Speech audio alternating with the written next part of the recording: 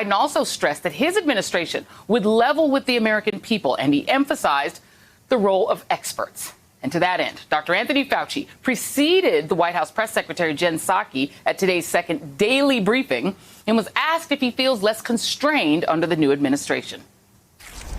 I can tell you, I take no pleasure at all in being in a situation of contradicting the president. So it was really something that you didn't feel that you could actually say something and there wouldn't be any repercussions about it. The idea that you can get up here and talk about what you know, what the evidence, what the science is, and no, that's it. Let the science speak. It is somewhat of a liberating feeling. COVID did not totally dominate day two. On the national security front, Team Biden confirmed plans to keep FBI Director Chris Wray. And according to an internal State Department memo obtained by NBC News, the administration will approach Russia about renewing the last remaining nuclear treaty between the two countries. The pedal-to-the-metal approach to governing follows an absolutely refreshing day yesterday, a Capitol filled with celebration 2 weeks after being overrun with hate. And a White House used to celebrate the people of America, not the president's vanity. A focus on the pandemic taking center stage with mask wearing and social distancing. Whew.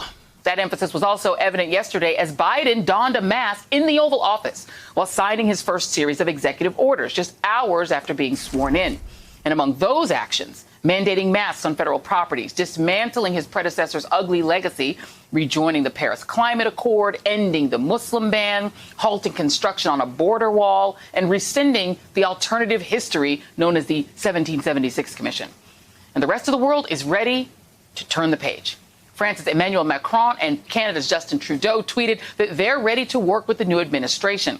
Biden's first foreign leader call will be with Trudeau tomorrow. But Biden faces an uphill battle here at home. Republicans are already returning to form.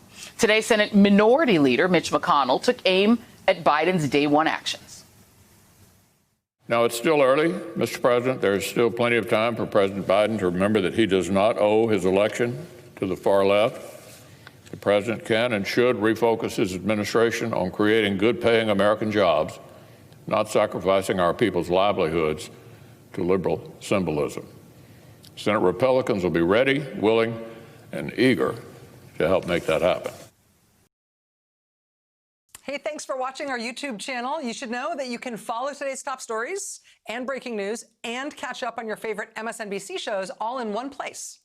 Download the NBC News app today.